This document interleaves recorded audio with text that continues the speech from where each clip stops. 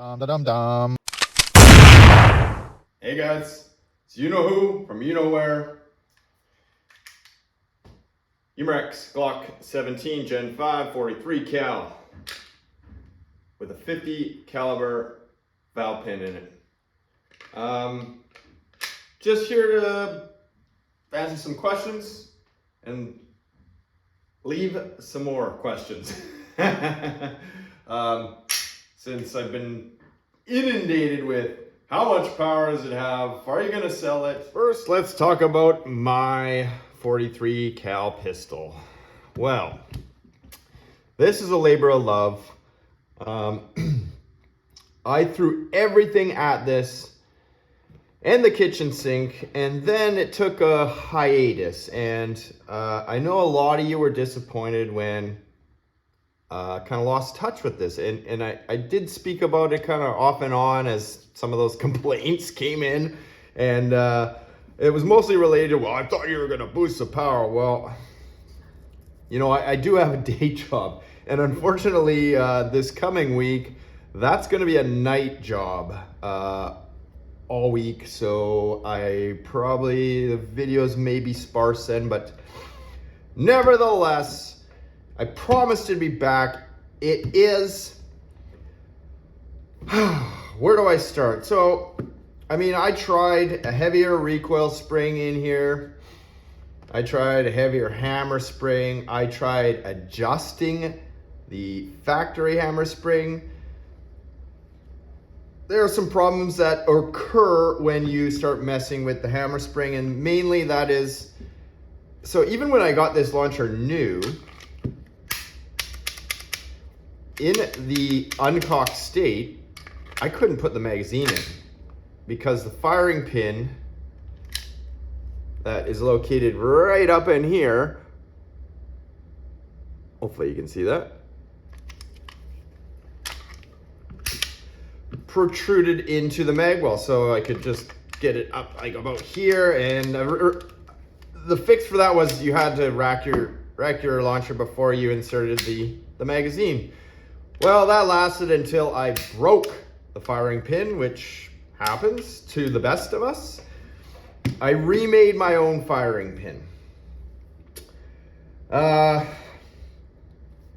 was like a 95% success rate. I kept blowing the little blowback washer off, and I kind of just abandoned it at that point, and I'll get to that reason, obviously.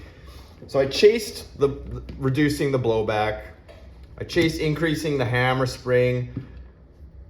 I built this magazine with a larger air chamber. Originally, I was screwing 16 gram CO2s into this, and later on, I attached HPA.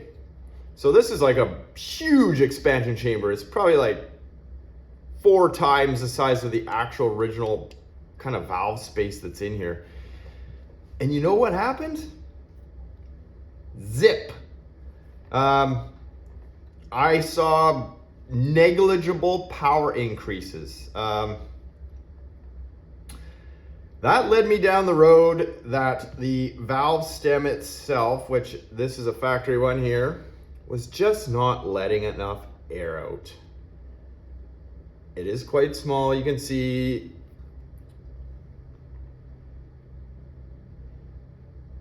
I'll compare the 50 cal stem and this right here. All right, so I decided all this is for naught. I did try the lighter spring in here on the factory mag, and you do get a little boost, but again, like my best on the factory magazine with a light spring and all these other things that I changed in here was like 11.57 joules, I think, and that's using these 11 millimeter steel ball bearings that there are 5.5 grams. A year of watching YouTube, I finally stumbled on one of Rune's videos. I saw this marker he was taking apart, and I was like, I need that, and that was the valve pin. Turns out that valve pin is also available in the Tippmann Menace. So I bought one, I broke it, I stole the parts out of it, I put it in here. Now, it's not as simple as you guys think. I know everybody wants results, and results are also what I want, but I tried to do something a little different this time, and I did all the videos kind of in a short, my trials and tribulations. And if you stick around to the end, I'll give you a sneak peek of the velocity on this. But, now that I've fumbled around with finding the right O-rings, and I still don't have the right O-rings, I have the right size, but not the right material. So this O-ring that I'm using in here right now is good for like maybe 3 magazines, and it becomes distorted and whatever. And well, obviously that's no good. I've got the spring, I think, nailed down. Unfortunately, I was building this magazine in the name of time, using Amazon parts, because the original spring that I ordered was wrong. So we are using stainless steel Amazon springs, and I couldn't get the half size I wanted, and cutting a spring and installing it in here just isn't the right way to go, because you're trying to maintain your seal at the front and your pin seal at the back. Oh, and it was many sleepless nights trying to sort through that, and now I think, well, now the marker's working. The launcher is working as is. Bad news is I'm out of CO2, and normally I get it next day. It turns out I gotta wait till Wednesday, so any further testing is gonna be after probably the following week. I have reordered a bunch of half-size springs in here. But at the end here, I'm going to show you the velocity on this pin installed in this magazine. The pin is in its factory form. The velocity isn't what you probably were all hoping for, but there's some things to take into consideration that I have not even touched yet, because the operation of the pin was more important than anything else. If you can't get it to work, there's no point in chasing your tail around. So I don't have the pin out here, but I'll show that, flash a picture up on the screen right here again. On the 50 cal pin, there are 4 holes. In this 43 cal pin, there's only the 2. That leaves a large space to expand those ports. Unlike the factory 2-prong one, which has a very small surface area, and expanding them anymore really compromises the integrity of this pin. The other thing that you got to take into consideration, the 50 cal pin is almost double the size, almost double the diameter as this factory 43 cal pin. So it's actually eating up volume inside your air chamber. So I have less volume, I have lower flow at this point based on the port size that's in the 50 cal pin, but it's performing better than this factory pin. I know I keep picking this one up because it's the only one I have here. Well, I have another broken one, which is what happens when you try to drill it too big. You compromise it. See that?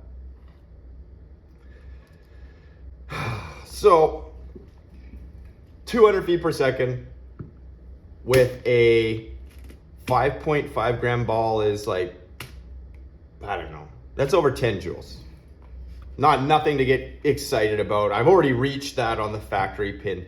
What you need to be excited about is what happens when I do expand those 4 ports in here, and when I increase the volume inside here. Now, this is going to be the Glock magazine, this quick puncture magazine, and the twist magazine has limited space inside here, but there is space that I actually tried on, I forgot. I've tried so many different things on the factory, my factory pistol out of the box. I drilled and opened all this stuff up inside here and still got really not a lot of gains. You know, we're talking like not even full joule jumps. So once I can open that pin up, I can reduce the valve spring tension in here. So it's more like the lightened ones that you can get. Those extreme kits or the HD24 kit or the Air Funners kit. So that should help with velocity. Am I gonna sell these? Well, I don't know.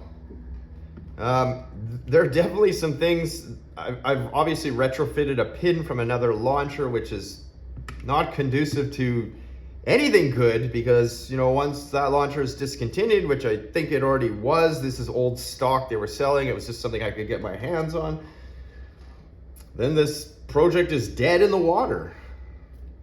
So there are some things I would change on this if I were going to go down that route. That could just be almost like a plug and play. I know, you guys, patience isn't even my best virtue, but you're just gonna have to be patient, and that's where it's at for now. And before I show you the velocity that I'm getting right now, I will mention I have a Walther PDP in my cart as we speak. I am aware that they share all the same firing system, but the PDP magazine, so like kind of the shape of this kind of cast zinc area is larger, so it should allow more volume expansion.